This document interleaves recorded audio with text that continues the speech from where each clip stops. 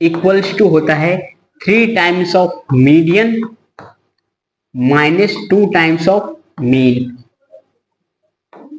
ये होता है कि नहीं? तो इस पे वैल्यू रख दीजिए। आपको देखिए 3, मीडियन कितना दिया है? मीडियन दिया है ये 11 दिया है, तो इंटू 11 माइनस 2, मीन कितना दिया है? मीन दिया है 10, तो 10 रख दीजिए इंटू 10, और इसको सोल्व कर देंगे कितना आएगा?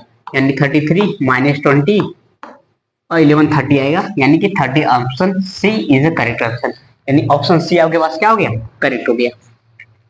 ठीक है, चलिए नेक्स्ट क्वेश्चन क्या है, देखिए नेक्स्ट क्वेश्चन क्या है कि इन एडजॉइनिंग फिगर, यानी ये आपके पास फिगर दिया है और बोल रहा है A B is a chord of the largest circle, यानी ए बी ये एक कॉर्ड है। कॉर्ड क्या होता है आप पता है?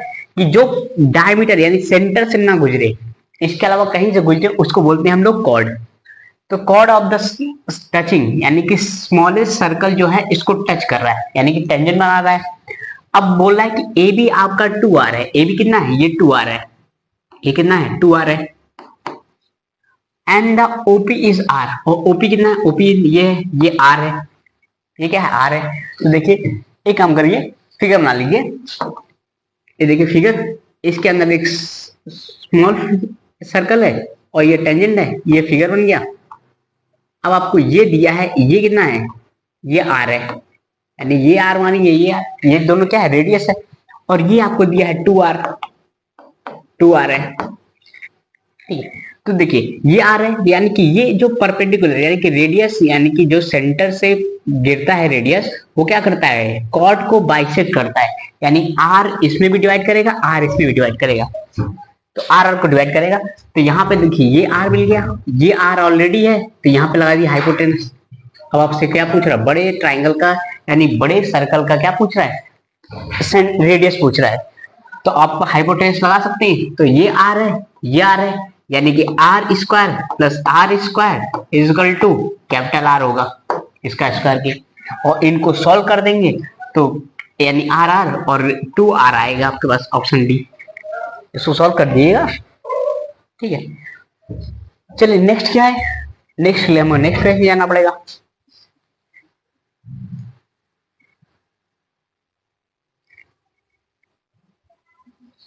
देखिए नेक्स्ट क्या अपना, अ parallelogram having one of its side is 5 centimetre, यानी एक पैलोग्राम है, इसका एक साइड 5 सेंटीमीटर है, और सरकमस्क्रिब है किसके? एक सर्कल की, यानी कि अब सर्कल के अंदर, यानी एक पैलोग्रामा नहीं है, पैलोग्राम कैसा बन सकता है?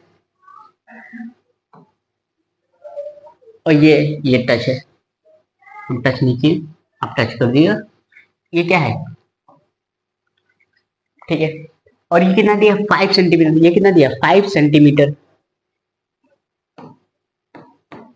ठीक है, ये कितना? 5 सेंटीमीटर। और the perimeter of the parallelogram, अब इस पैलोग्राम का पेरीमीटर पूछ रहा है।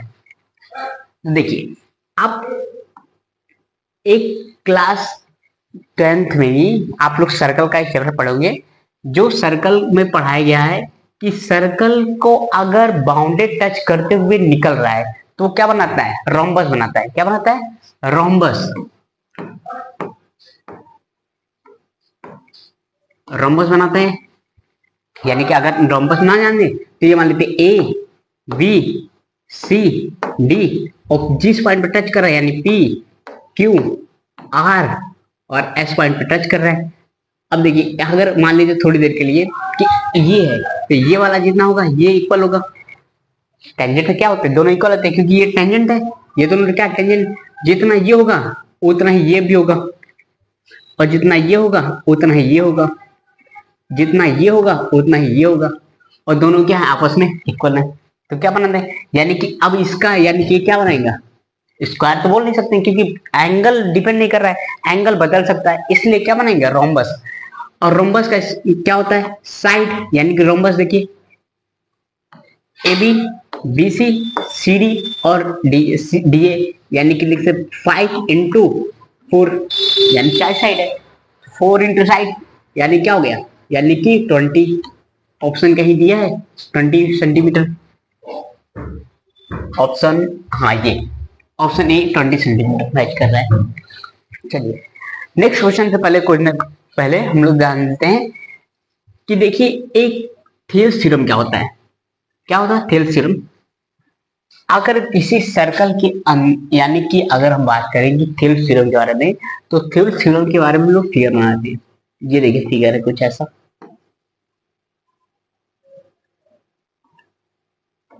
ठीक है। ये ए बी सी और एक लाइन में ई एफ ड्रॉ की, ई एफ जो पैरेलल है किसकी, बीसी के पैरेलल है, ठीक है। तो आपको ये साइड दिया है, क्या दिया है कि if E and F R point of a side, क्या है यानी ई और एफ किसी साइड के पॉइंट है, यानी कि किसी साइड की ये पॉइंट है। देखिए ये पॉइंट है, ये पॉइंट है।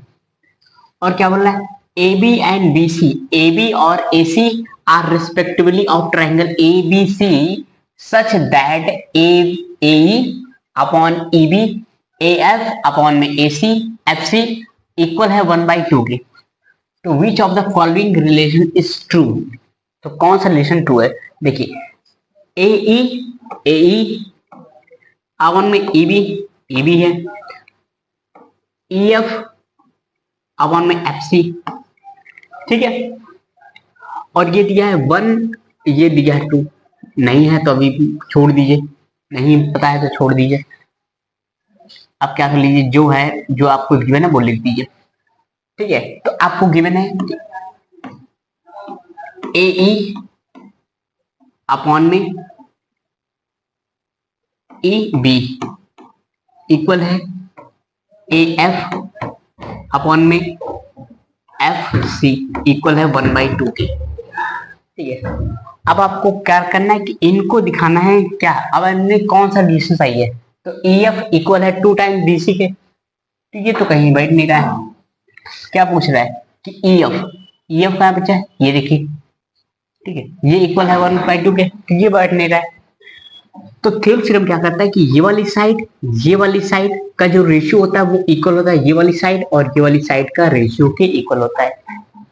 तो देखिए यहां से क्या आपको ये वाली साइड दिया है, लेकिन जो सिमिलर है ये ई एफ और बी सी, ये ई एफ है, देखिए ये क्या है ई एफ, ये एफ है, क्या है ई एफ और बी सी, ये 2 टाइम्स है, ये नहीं है।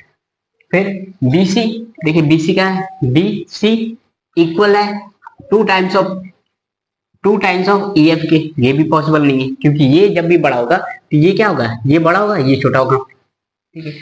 देखिए अब हम लोग क्या करते हैं कि थेल्स थ्योरम में अप्लाई करते हैं और थेल्स थ्योरम से मदद से हेल्प करते हैं कि हमको ये पूरा साइड निकालना है। तो AF इक्वल होगा किसके, यानी AF आपको दिया है ई बी अपॉन 1/2। हम लोग क्या करते हैं इस सब में +1 का ऐड कर लेते हैं, इन पूरे इक्वेशन में +1 का ऐड कर लेते हैं। कितना दिया है, ई बी दिया है, +1 इधर भी कर लेते हैं, इक्वल 1/2 +1। इसको सॉल्व करेंगे तो क्या बनेगा, E F plus E B upon में ई बी और प्लस 3/2 होगा।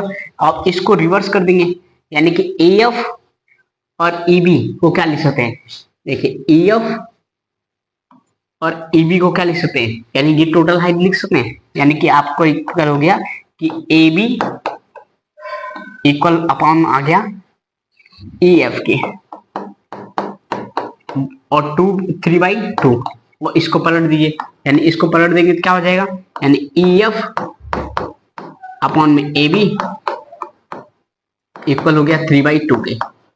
अब आपको रिलेशन मिल गया, क्या है कि ई एफ कितना है 2 है और ए बी कितना है 3 है, ए बी कितना है ये पूरा 3 है, तो ये भी क्या होगा 3 होगा। अब देखिए इसमें भी क्या रिलेशन है, तो आपका option number D is the correct option. क्या है कि यानी इससे आप निकाल के आप ये बता दिए कि ये वाला करेक्ट ऑप्शन है, ठीक है। तो भाई जो रिलेशन यहाँ बैठेगा, यानी ए बी 3 है, ये अगर 3 है तो ये वाले 3 होगा, और ये इसका हाफ होगा, 3 का आधा।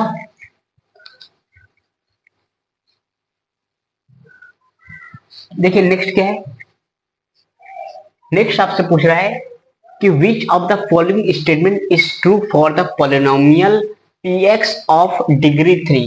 अब आपको पता है कि डिग्री अगर 3 है तो क्या हो सकते हैं, अगर मान लीजिए कोई पॉलिनोमियल ले जिसकी डिग्री px, अगर कोई डिग्री लेते हैं जिसकी डिग्री 3 हो, तो देखिए यानी कि इसके 3 रूट्स आ सकते हैं। हो सकता है कि x1 पहला रूट का है, दूसरा है x2 और तीसरा रूट का है x3। तो कितने रूट आ सकते हैं, 3। तो कौन सा ऑप्शन सही है, px are the most 2 distinct roots, यानी जीरो बोलिए या रूट्स बोलिए, तो ये ऑप्शन गलत है कि 2 बोल दिया है। ठीक है कि px has at least 2 distinct roots, ये भी गलत है क्योंकि 2 की बात कर रहा है। px has exactly 3 distinct roots, ये थोड़ा सही लग रहा है, लेकिन has at most, px has the most 3 distinct zero, तो ये गलत हो गया। क्यों, क्योंकि डिस्टेंस मोर देन 3 नहीं हो सकता है। कितना हो सकता है, डिस्टेंस 3, यानी option C is the correct option. देखिए अब क्या बोल रहा है, अब देखिए प्रोबेबिलिटी का क्वेश्चन है। प्रोबेबिलिटी का क्या क्वेश्चन है कि pair of a dice is throne, यानी कि एक डाइस का पूरा पेयर है उसको फेंका जाता है। ठीक है, देखिए अगर डाइस को फेंका जाता है तो देखिए हो सकता है कि पहले वाले में 1 है, दूसरे वाले में 2 है, या हो सकता है कि पहले वाले में 3 है और तीसरे वाले में 4 है, समथिंग कुछ भी हो सकता है। तो आपको यही दिया है कि pair of dice thrown, the probability that the sum of number appearing on the top faces is most of 10, यानी कि जो भी नंबर आए, देखिए ये बड़ा अच्छा सवाल हुआ है, यहाँ पे मैक्सिमम वर्ड दे सकता था लेकिन मैक्सिमम वर्ड ना देकर आपको क्या किया है, मोस्ट शब्द दे दिया है। अब यानी कि जो भी नंबर है, यानी कि पहली बात तो 6 का स्क्वायर कर दिए क्योंकि 2 डाइस फेंक रहे हैं तो 36 हो गया, यानी कि ये आपका आ गया एनएस, ये आपका क्या गया, एनएस आ गया। अब एनएस, अब आप पॉसिबिलिटी निकालिए कि दोनों का सम कितना आ सकता है, दोनों का सम 10 से ज्यादा हो, यानी कि पहले वाले केस में हो सकता है कि पहले पासे में या फिर डाइस में 5 आ जाए, दूसरे रास्ते में 6 आ जाए, तब आ सकता है। या फिर हो सकता है क्या कि पहले फांसे में 6 आ जाए, दूसरे रास्ते में 5 आ जाए। या हो सकता है क्या कि दोनों डाइस में 6 आ जाए, ये पॉसिबिलिटी हो सकती है कि नहीं, यानी ये हो सकती है कि जो आ सकती है। तो आप क्या करिए, यानी इस टोटल में से ये वैल्यू सब्ट्रैक्ट करिए, यानी कि number of event which is greater than या फिर मोस्ट ऑफ 10 इज 3, कितने 3 है, तो 3 को इससे सब्ट्रैक्ट कर दीजिएगा, 3 से क्या कर दिए, सब्ट्रैक्ट कर दिए। देखिए एन ए इक्वल्स टू आ गया, यानी यहाँ पे लिख सकते हैं कि एन ए, ऐसे भी लिख सकते हैं कि सम ऑफ, यानी सम जो होगा वो ग्रेटर होगा 10 से। ठीक है, ऐसे लिख सकते हैं। तो देखिए तो 36 अब -3, ठीक है, यहाँ पे क्या हो गया, यानी ये जो सम आएगा वो 3 इससे 10 से छोटा रहेगा, 10 से क्या रहेगा, छोटा रहेगा, सॉरी यहाँ पे एक ग्रेटर देन का साइन लगा दिए थे, तो कितना आ गया 33। और प्रोबेबिलिटी पूछ रहा है तो प्रोबेबिलिटी निकाल सकते हैं कि टोटल, यानी कि गिवन टोटल 36 और कितनी पॉसिबिलिटी आने की है 33, इसको कट कर दिए, 12 11 से कट हो रहा है, 11 से नहीं 3 से कट रहा है, तो 11 अपॉन में 12, तो कौन सा ऑप्शन है, option D is a correct option. Option D क्या हो गया, करेक्ट हो गया। अब देखिए एक असेशन और रीजन का क्वेश्चन है, क्या है असेशन और रीजन, और इसको सॉल्व करते हैं और निकालते हैं। देखिए क्या है, पहले इसको सॉल्व कर लेते हैं